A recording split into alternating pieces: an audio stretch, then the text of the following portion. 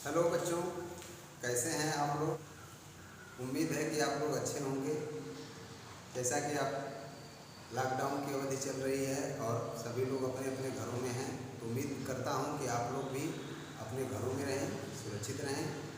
और घरों में रहने के दौरान आप लोगों का जो है अध्ययन प्रभावित न हो, पढ़ाई आप लोगों की चलती रहे। इसीलिए हम जो है आज कक्षा 10 के अंग्रेजी के पहले प्रथम अध्याय फर्स्ट लेसन जो है द एन्चेंटेड पूल का अध्ययन करेंगे, जो कि एक जादुई तालाब के बारे में इसमें सी राजगोपालाचारी जी ने लिखा है। यह उन दिनों की बात है जब पांडव महाभारत की कथा में पांडव अज्ञातवास के साथ साथ वनवास की अवधि को झेल रहे थे।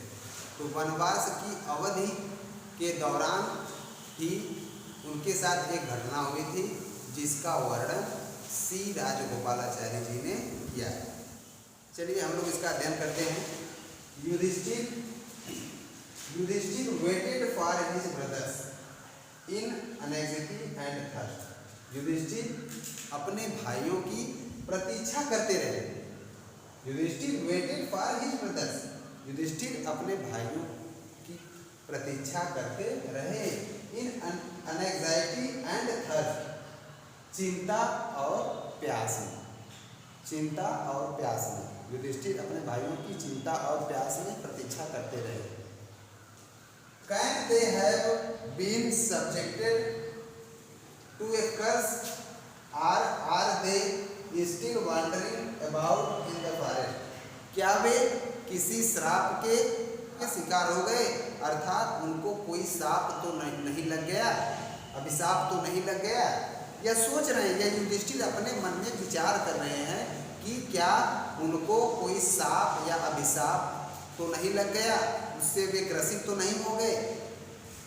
आगे कह रहे हैं they still wandering about in the forest in search of water.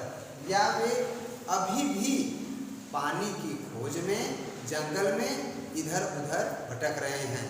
ये युधिष्ठिर अपने मन में सोच रहे हैं। अपने भाइयों के प्रति उनके मन में ये जिज्ञासा उत्पन्न हो रही है, ये बातें विचार उनके मन में मस्तिष्क में आ रहे हैं कि क्या वे किसी सांप के शिकार तो नहीं हो गए, या फिर वे जंगल में अभी भी पानी की तलाश में इधर उधर भटक रहे हैं। Can they have fainted. क्या वे मूर्छित हो गए। फेंटेड मीन्स होता है बच्चों मूर्छित होना। फेंट मतलब मूर्छित होना, फेंटेड। क्या वे सब मूर्छित हो गए। आर डाइड, या मृत्यु को प्राप्त हो गए। ऑफ थर्स्ट, प्यास से। क्या वे मूर्छित हो गए या प्यास के कारण उनकी मृत्यु हो गई। Unable to bear these thoughts. इन विचारों से, unable to bear these thoughts, इन विचारों से प्रभावित होकर, वशीभूत होकर, इन विचारों को न सह सकने के कारण असहनीय हो जाता है जब कोई चीज़, तो व्यक्ति उससे बाहर निकलने की कोशिश करता है। कोई भी चीज़ें, कोई भी बातें होती है, तो इन सब विचारों से, भावनाओं से जब युधिष्ठिर पूरी तरीके से आहत हो जाते हैं, तो वे अपने भाइयों को ढूंढना प्रारंभ कर देते हैं। होपिंग दैट, इस आशा में कि ही माइट फाइंड देम, कि वह उन्हें ढूंढ लेंगे। इस आशा में वे अपने भाइयों और तालाब को ढूंढना प्रारंभ कर देते हैं कि वे उसे ढूंढ लेंगे। Yudhishthir proceeded in the directions his brothers. Yudhishthir जब वो अपने भाइयों को ढूंढना प्रारंभ कर देते हैं, तालाब को ढूंढना प्रारंभ करते हैं। तालाब को क्यों ढूंढते हैं? क्योंकि वे प्यास के कारण अत्यधिक व्याकुल थे और पानी लाने के लिए ही उनके चारों भाई जंगल में गए हुए थे। तो प्यास से अत्यधिक वह व्याकुल भी थे और भाइयों की भी उनको चिंता हो रही थी।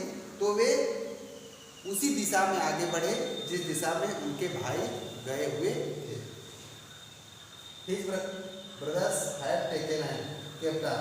वे उसी दिशा में kept on चलते रहे, वह उसी दिशा में चलते रहे। Through tracks, उन रास्तों पर चलते रहे जो full full of wild bear, जो कि भालुओं से, जंगली भालुओं से भरा हुआ था। एंड स्पॉटेड डियर, और चितकबरे हिरणों से भरा हुआ था।